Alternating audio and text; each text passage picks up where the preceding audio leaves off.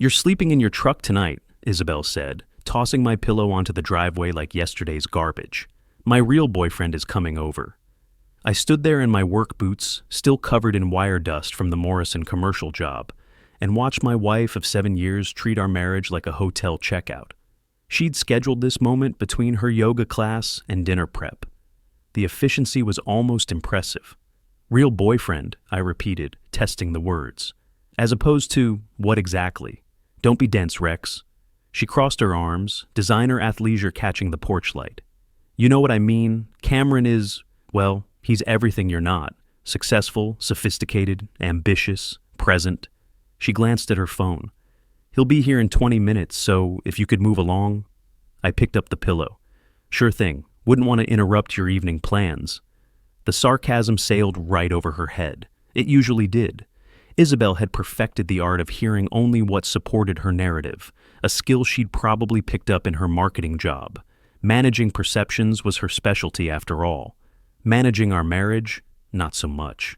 I walked to my F-150, tossed the pillow in the cab, and pulled out my phone. The Hampton Inn had availability. So did the Marriott. I picked the Hampton Inn. If I was being evicted from my own house, I might as well save money for what was coming next. Rex, her voice had shifted, uncertain now. You're not going to make a scene, are you? Would it matter? I opened the truck door. Seems like you've already made all the decisions here. I just need space to figure things out, right? With Cameron. I started the engine. The real boyfriend, got it. She stepped back as I reversed down the driveway, her face illuminated by my headlights. For a second, just a second, she looked almost guilty. Then her phone buzzed and she was smiling again, typing rapidly, probably letting Cameron know the coast was clear. I drove to the Hampton Inn thinking about the last 4 months, the late meetings that ran past midnight, the new lingerie that never made an appearance in our bedroom, the way she'd started pronouncing my name with 2 syllables of contempt instead of 1. All those little signs I'd ignored, because acknowledging them meant acknowledging the collapse of everything I'd built. We'd met at a mutual friend's house warming in Highlands Ranch 8 years ago. She was ambitious, sharp, funny in a cutting way that felt exciting instead of cruel. I was 28, running my own electrical contracting crew with 4 guys, and she liked that I worked with my hands, said it was authentic. Looking back, I think she meant temporary, like I was a phase she'd eventually outgrow once she climbed high enough in her career. The hotel room was generic and clean. I sat on the edge of the bed and stared at my phone. No calls, no texts, no, I didn't mean it, or come back. Just silence, which somehow said more than any argument could have. I ordered room service, a burger I didn't taste, and flipped through channels without watching anything. Around midnight, I checked my phone again. Still nothing.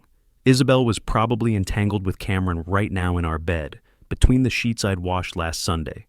The thought should have made me angry. Instead, I felt hollow, like someone had scooped out my insides and replaced them with static.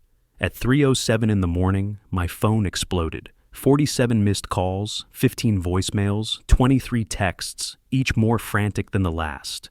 I scrolled through them, watching her panic unfold in real time. Please pick up. Rex, I need you to come back. This is important. Why aren't you answering? He left. He just left. And finally, please come back. He saw your picture, Googled your name, and left. Who are you? I stared at that last message for a long time. Who are you? Like she'd been sharing a house with a stranger for 7 years. Like my name was some sort of secret password that unlocked a different person entirely. I typed a response. Someone you should have asked about before tonight. Then I deleted it. Instead, I turned off my phone and went back to sleep. She wanted space. She could have all of it. The next morning, I stopped by the house early to grab clothes and tools. Isabel's Audi was in the driveway, but Cameron's BMW was gone. The front door was unlocked. I found her in the kitchen, still in last night's outfit, mascara smeared, looking like she'd been crying for hours. Rex, she rushed toward me. Thank God, I've been calling. I know. I walked past her to the bedroom. Did you get my messages? Yep. I grabbed a duffel bag from the closet and started filling it with clothes. Then why didn't you answer? Her voice cracked. I needed you. Funny how that works. I pulled shirts off hangers. 12 hours ago, you needed me gone. Now you need me back. Which is it, Isabel? It's complicated. No, I turned to face her. It's actually pretty simple. You wanted to replace me. Cameron saw something that changed his mind. Now you're stuck with the backup option. That's not... She stopped, recalibrating. I could see her marketing brain working, searching for the right angle. I made a mistake. Several, from the sound of it. Rex, please. She grabbed my arm. Just tell me what he saw. What did he find when he Googled you? I pulled away. Why don't you Google me yourself? I'm sure you have time now. I did. There's nothing. Just your business page and some contractor reviews. What am I missing? Maybe that's the point. I zipped the duffel. Maybe you've been missing it all along. I left her standing there, still fishing for answers I had no intention of giving. The truth was, I didn't know what Cameron had found either. My online presence was minimal, just a basic website for Donovan Electric, a few photos of completed jobs, some 5-star reviews from satisfied clients. Nothing that would send someone running in the middle of the night. But there was something, and I was going to find out what. Javier met me at the gym that afternoon, his usual grin replaced with concern. We'd served together in the guard before I started the business, and he could read me better than most. Bro, you look terrible. Feel worse. I loaded plates onto the barbell. Isabel kicked me out. What? He stopped mid-stretch. When? Last night. Told me her real boyfriend was coming over. Her real... Javier's face went through several expressions in rapid succession. Are you serious? Dead serious. I lay back on the bench. She scheduled the affair like a dental appointment. Very efficient. That's insane, he spotted me as I lifted. What are you gonna do? Right now, bench press until I can't feel my arms. I grunted through the rep. After that, I don't know. We worked out in silence for a while. Javier knew when to push and when to let things breathe. It was one of the reasons we'd stayed friends since basic training. There's something else? I said between sets.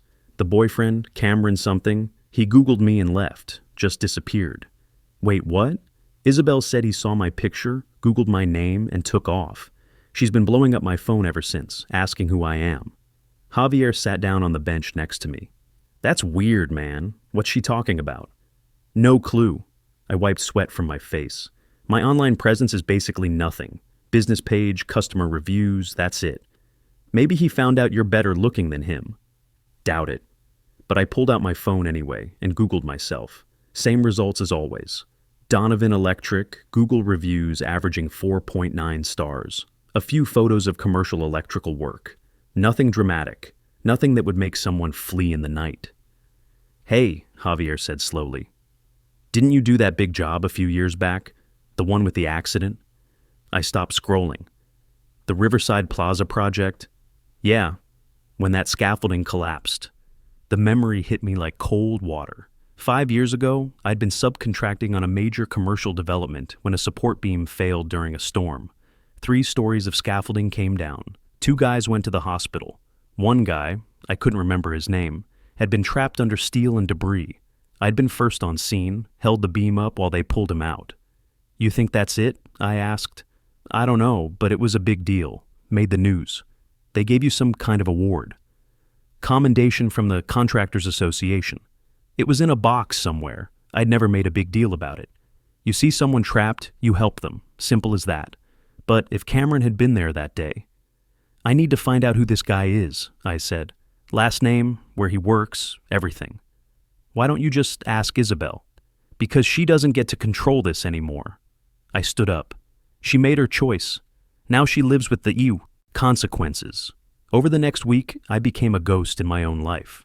Changed the locks on the business office, removed myself from all joint accounts, called our bank and credit card companies, explained the situation, got her access frozen pending separation. Every financial tie we had, I started cutting. My lawyer, a sharp woman named Jennifer Reeves, walked me through the process. Colorado is an equitable distribution state, she said during our first meeting. Assets get divided fairly, but not necessarily 50-50. The house was yours before marriage. Inherited it from my dad. Then it stays yours unless you refinance during the marriage. Never did. Good. What about the business? Started it 2 years before I met her. She's never been involved. Jennifer made notes. This is cleaner than most cases I see. Any kids? No. Shared vehicles? Hers is in her name. Truck's in mine. Debts? None. I don't believe in owing money. She looked up from her legal pad. Mr. Donovan, I have to say you're either very smart or very lucky. Neither. Just careful. I paused. How long does this take? In Colorado, there's a 91-day waiting period after filing, but if she contests it, we could be looking at a year or more. She'll contest it. I was certain of that. Isabel didn't lose. She repositioned. Then we prepare for a fight.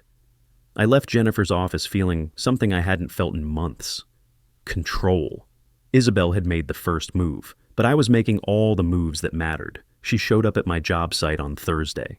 I was running conduit through the Walsh Medical Building when her Audi pulled up, out of place among the work trucks and equipment trailers. She picked her way across the muddy lot in heels, overdressed and out of her element. "Rex," she called, "we need to talk." I kept working. "I'm busy. This is important. So is this electrical system." I marked a junction box. "Unless you want Dr. Walsh's surgery center to go dark." She waited, arms crossed, while I finished the run. My crew, 3 guys I'd worked with for years, suddenly found reasons to be very busy in other parts of the building. "You changed the locks," she said. "Yep." "You froze the credit cards." "Yep." "You can't just cut me off, Rex. I have expenses. And I have a lawyer." I finally looked at her. "Who's handling all the logistics? You should probably get one too." Her face went pale. "You're really doing this? You're actually divorcing me?" "You threw me out of my own house, Isabel. What did you think would happen?"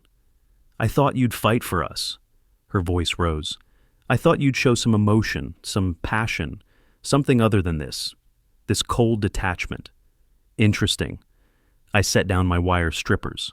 "When you scheduled your affair, was that passionate? When you told me to sleep in my truck, was that emotional? Or was it just convenient?" She had no answer for that. "Here's what's going to happen," I continued. "We're going to separate, split our assets, go our separate ways. You get to keep all the passion and emotion for Cameron. I get my life back. Cameron's gone. I know. He won't return my calls, won't answer texts. His office says he's unavailable." She looked genuinely distressed. "It's like he vanished." "Sounds familiar." I picked up my tools. "Now, if you'll excuse me, I have work to do." "Rex, please. Goodbye, Isabel." She stood there for another minute, maybe hoping I'd crack, but I kept working until she finally got back in her Audi and drove away. My hands were shaking when I finally set down the tools. "Boss," Danny, my lead electrician, approached cautiously. "You good?" "Yeah." I took a breath. "Yeah, I'm good." "That was ice cold, man. Respect." It didn't feel cold. It felt like survival. That night, I met Javier at our usual bar, a dive near the South Platte that served decent wings and didn't ask questions. He was already 2 beers in when I arrived. "So, I did some digging," he said without preamble. "Cameron Walsh, 38, VP at TechFlow Solutions, engaged to a woman named Meredith Walsh." I sat down. "Engaged?" 3 years now, apparently. Big ring, bigger plans. Javier slid his phone across the bar. "Check out his LinkedIn."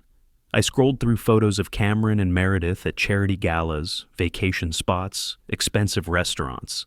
They looked happy, in love, completely committed. "He's been cheating on his fiancée," I said.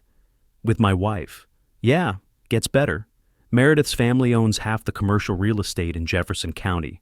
Her dad's some kind of development mogul. If she finds out Cameron's been messing around, his career is over." "Exactly." Javier grinned. "Want to know the best part? There's more. TechFlow Solutions. They were the tech integration contractor on Riverside Plaza, that project where you pulled someone out of the collapsed scaffolding. Everything clicked into place. Cameron was there. Not just there, he was the guy I'd saved. 5 years ago, I'd pulled Cameron Walsh out from under a collapsed beam, held it up while they freed his legs, waited with him for the ambulance. The commendation I'd received mentioned him by name, along with photos of the rescue. It was all in the news articles, probably still floating around online if you knew where to look. Cameron had Googled me, found those articles, and realized the man whose wife he was sleeping with was also the man who'd saved his life. "He ran," I said softly, "because he knew." "Knew what?" "That he couldn't face me, that everything he'd built since that day, His career, his engagement, his reputation, all of it happened because I pulled him out. And he repaid me by sleeping with my wife. Javier whistled low. That's heavy. That's leverage. I didn't contact Cameron. Didn't need to. Guilt was doing the work for me. Instead, I focused on Meredith. It took 3 days of casual research, the kind anyone could do with public social, media, and a little patience, to learn her patterns. She volunteered at a literacy nonprofit downtown, had lunch every Tuesday at a French cafe near the TechFlow offices, posted frequently about her rescue dog, a golden retriever named Biscuit. On Tuesday, I walked into that French cafe at 11:45, ordered a coffee, and sat 2 tables away from where she usually parked herself. She arrived at noon, exactly on schedule, and settled in with a salad and her phone. I waited until she'd finished eating, then approached her table. "Excuse me," I said. "You're Meredith Walsh, right?" She looked up, surprised but polite. "Yes? I'm Rex Donovan. I think we have a mutual acquaintance." I offered my hand. "Cameron Walsh?" Her expression shifted, friendly but cautious now. "Oh, you know Cameron? We go way back. He ever mention the Riverside Plaza project, the construction job where he had that accident?" She gestured to the empty chair. "Please sit. He doesn't talk about it much, but I know it was traumatic." I sat down. "I'm sure it was. Were you working on that site too?" "Yeah, I was there when the scaffolding came down." I kept my tone casual, conversational. "Actually, I was the one who pulled him out." Meredith's eyes widened. "You're the one who saved him. Oh my God. Cameron showed me the news articles. You're a hero." "Just did what anyone would do." I took a sip of coffee. "How is Cameron? Haven't seen him in years." "He's wonderful. Busy, but wonderful." Her smile was genuine, completely unaware. "We're actually getting married next spring." "Congratulations." "Thank you. It's been a long engagement, but we wanted to wait until his position at TechFlow was secure." "Smart." I paused as if something just occurred to me. "Hey, I'm organizing a reunion thing for some of the guys from that project. Would Cameron be interested? I've been trying to track everyone down." "Oh, that's so thoughtful." She pulled out her phone. "Let me give you his number. Actually, you know what? Let me just text him right now. Put you two in touch directly." "Perfect." I watched her type rapidly, completely trusting. When she finished, she looked up with that same warm smile. "He'll be so happy to reconnect. That incident really changed his perspective on life, you know? Made him realize what's important." "Yeah," I said quietly. "I bet it did." We chatted for another few minutes, small talk about the weather, her nonprofit work, my contracting business. Then I thanked her for lunch, promised to stay in touch about the reunion, and left. My phone buzzed before I reached my truck. "Unknown number? This is Cameron." I typed back, "Cameron, it's Rex Donovan." Silence. Long enough that I thought he might have hung up. "I just had coffee with your fiancée," I continued. "Nice woman, really nice.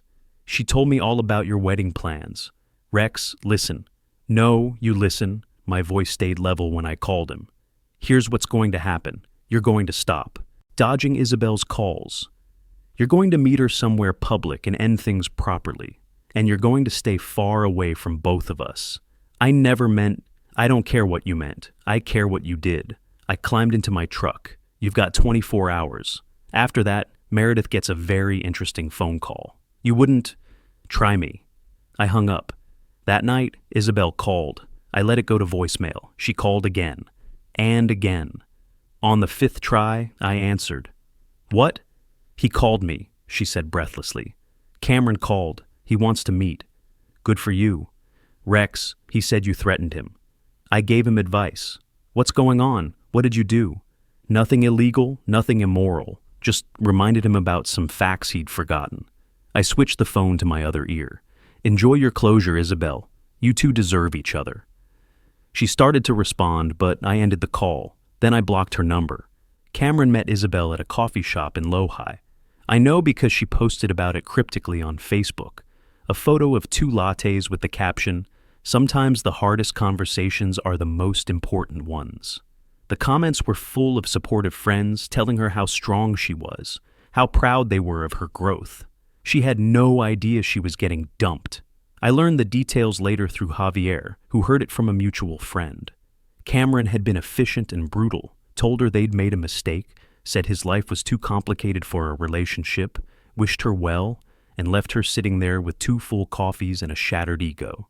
She tried calling me again, left voicemails, sent emails, showed up at 2 more job sites before my crew started turning her away. Each attempt was more desperate than the last. I made a mistake. We can fix this. You're my husband, Rex. Doesn't that mean anything? It meant a lot. It meant 7 years of building a life together. It meant believing in someone who saw me as temporary. It meant enough to hurt, but not enough to go back. Jennifer filed the divorce papers the following Monday. She has 91 days to respond, she told me. If she contests, we go to court. She'll contest, probably. But we have a strong case. Jennifer tapped her pen against her desk. No kids, no shared property, clean financial split. Unless she wants to drag this out for spite, it should be straightforward. Spite is her specialty. Then we prepare for war. But Isabel surprised me. She didn't contest the papers, didn't fight the separation. Just signed and returned them through her lawyer with minimal edits. We split our minimal shared assets, furniture, kitchen stuff, wedding gifts, and agreed to separate with no alimony on either side. She's being reasonable, Jennifer said, suspicious. That worries me. Why? Because reasonable usually means strategic. She might be planning something. Let her plan. I signed the final paperwork. I'm done. The divorce was finalized 3 months later, quietly. And without drama. I got the house, the business, my truck. She got her car, her career, and whatever dignity she could salvage from the gossip mill that had been churning since Cameron dumped her. I thought that was the end of it. I was wrong.